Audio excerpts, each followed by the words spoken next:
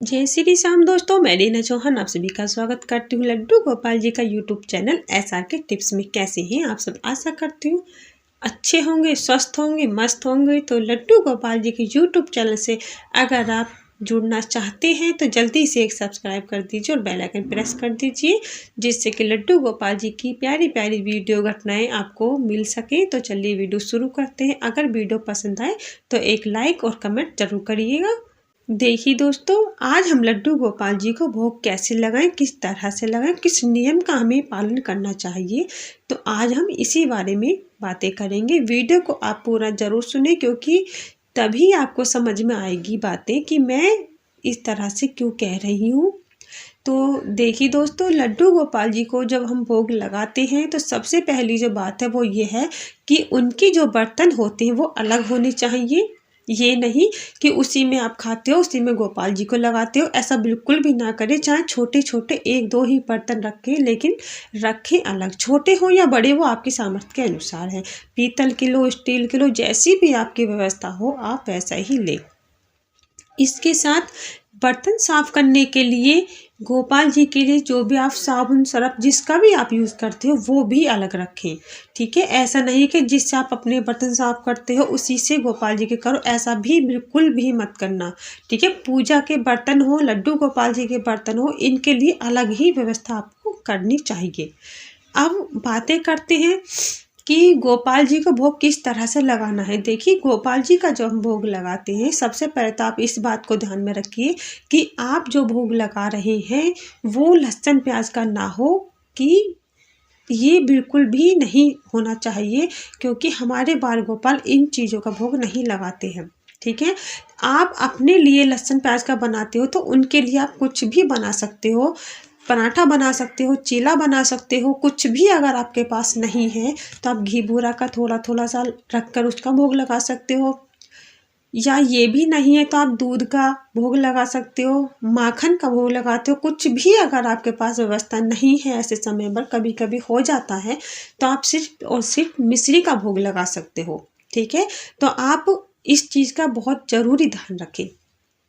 देखिए, अब बातें करते हैं कि भोग लगाना किस तरह से है। देखिए, गोपाल जी की जो हम थाली तैयार करते हैं, जो भी आपने बनाया है बाल गोपाल के लिए, जिस चीज़ की भी आपने उनके भोग के लिए व्यवस्था की है, आप उनकी थाली में आप उसे रखें। सबसे पहली बात ये बहुत ज़रूरी आपको ध्यान रखनी है कि उनकी जो आप कटोरी, चाहे आप मिश्री का ही भोग लगा रहे हो एक कटोरी में, उसे भी हाथ में लेकर नहीं जाना है उनके सामने। एक छोटी सी प्लेट आपको ज़रूर रखनी है जो बाल गोपाल जी की ही होनी चाहिए।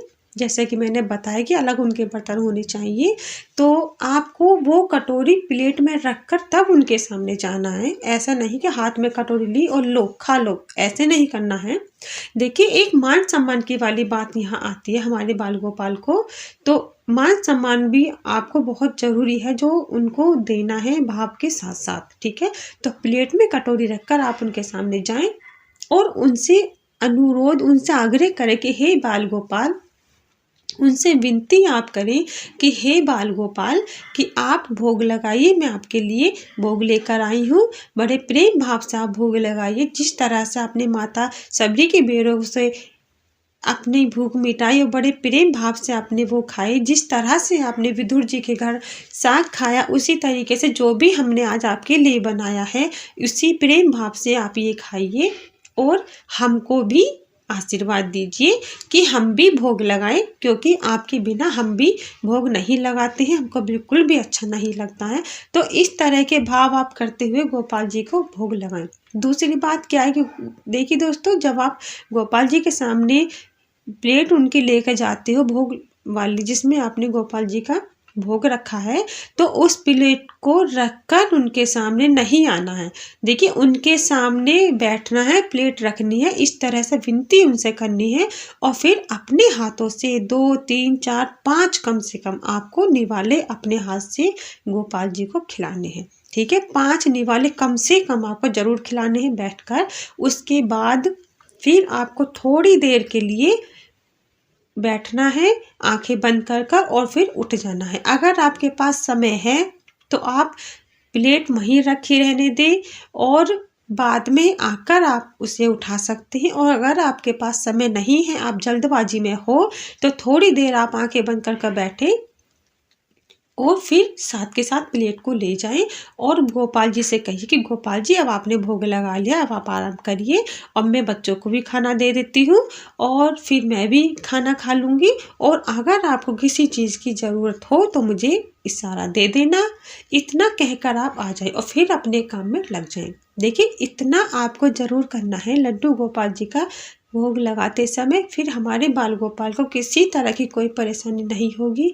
देखिए, हमारे बाल गोपाल जो होते हैं वो हमारे अंदर एक भाव को ढूंढते हैं कि हमारे मन में उनके प्रति कैसा भाव है, हम क्या उनके बारे में सोचते, कितना ख्याल हम उनका रखते हैं। तो ऐसी मन में आप बातें जरूर लाएं और इस तरह से गोपाल जी का भोग लगाएं। हर एक सेवा में आपका भाव उनको दिखना चाहिए, महसूस उनको होना चाहिए। मन में ये मत लाना कि मैं बहुत अच्छा करती हूँ, मुझसे अच्छा कोई कर ही नहीं सकता, और अपने बाल गोपाल को ऐसा मत करिए। देखिए, हर कोई अपने बाल गोपाल की सेवा अच्छे से करता है, हमसे अच्छा दूसरा करता है, हर कोई हमसे ज़्यादा अच्छा करता है। हमसे हम कहाँ कर सकते हैं? देखिए, हम तो सिर्फ इंसान है, थोड़ा बहुत ही कर पाते हैं। तो इन बातों को आप मन में ना लाएं। जैसा भी आपसे होता है आप ऐसा करें, लेकिन सिर्फ भाव से जरूर करें। हर एक काम बाल गोपाल जी का भाव से करें। तो इसी के साथ जय श्री राम, राधे राधे।